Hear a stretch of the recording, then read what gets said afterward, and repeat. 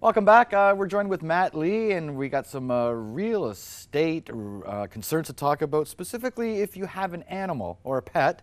Welcome. Good holidays, sir. Yes, it was great. Thank you very much. Yeah, good. Well, before we start talking about pets and what you need to know, if perhaps you're putting your property on the listings, let's see your pet first.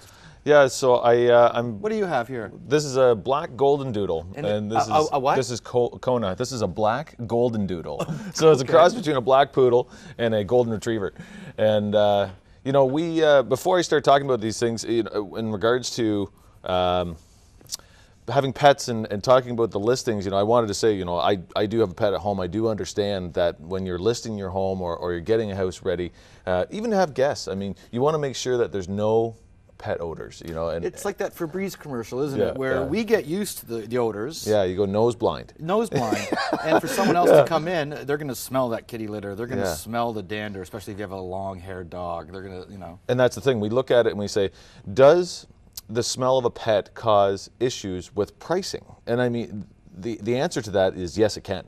So I mean, when you're looking at listing your home, depending on how the severity of it, I mean, and basically, if you walk into a house and it punches you, I mean, then there's going to be a big problem. And we're going to talk about 5 different steps that you can take, from the easiest and the least expensive to the most expensive and harder to actually handle, because basically it could get expensive, costly. It's a delicate situation because often that pet is part of the family. Absolutely. You don't want to, you know, take it out of the picture No. when someone is going through. That can be the trouble. You just have to make that extra effort, twice, 3 times as much, clean up, you know, and we'll talk about that. I mean, because they talk about if you change your litter box or you know, let's say once every week or once every half week, they're saying change it every day.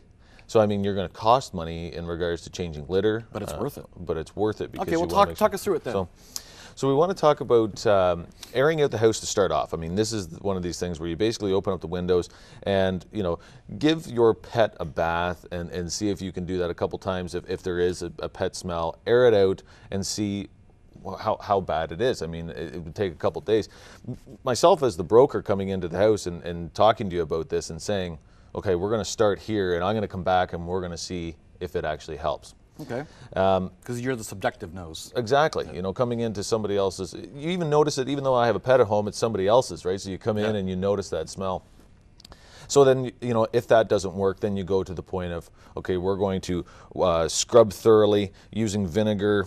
If you have hardwood floors, you use a hardwood floor cleaner, and then also you can use an odor neutralizer. I mean, you're getting into carpets and you're getting it into sticks in the carpet. Yeah, so you're going to have to really go into that. And I mean, if it doesn't come out at that point, then number 3 is basically you're going to have to wash the upholstery. You're going to steam clean that, and then I would send all of the drapes to the dry cleaners. So you're going to cost a bit there, not a lot, but I would send everything you have hanging in the house to the dry cleaners. And this is not just for people who have pets. This sounds like anyone who maybe does a lot of cooking. Yep. Perhaps a smoker in that unit. I mean, smoke's going to stay in. I mean, these things, that is very difficult. We go into houses with smoke, and I mean, you can see it right in the ceiling. Like it is, there is no negotiation on smoking in houses anymore. I mean, that's something that's totally different and does affect the price. You have to use kind of an ABC primer paint to try to get rid of that. And actually, we'll talk about that because that's actually step 5. But step 4 is actually cleaning the carpets, having a professional come in, rent the carpet cleaner. But here's where it gets expensive. If all of a sudden you clean the carpets and it's actually still there, you have a nice dry day and everything's fine, but we get a lot of humidity, all of a sudden you can smell it when the humidity comes in, you're going to have to rip it out. Wow. So you're going to have to rip it out. It sounds expensive, but it's a difference between a few $1,000s in that listing. Yeah, so you could possibly have to rip it out, take the underpad out, and then air it out, allow the plywood, depending how severe it is. I mean, because you're looking at something that could soak right through and into the plywood. You're going to have to let that either seal it with a sealant, or you're going to have to let the house air out. Because I mean, we're talking about something that could be very minor, but also you could get into a point where it's smelly, like to the point where you're going to have to rip the plywood out. Wow. Especially if the dog maybe had a lot of urinary problems. Could be, Right yeah, through, yeah, absolutely. I mean, any animal, I mean, and that's what you run into. So now you're into step 5, which is paint, or possibly, again, you might have to rip the drywall out.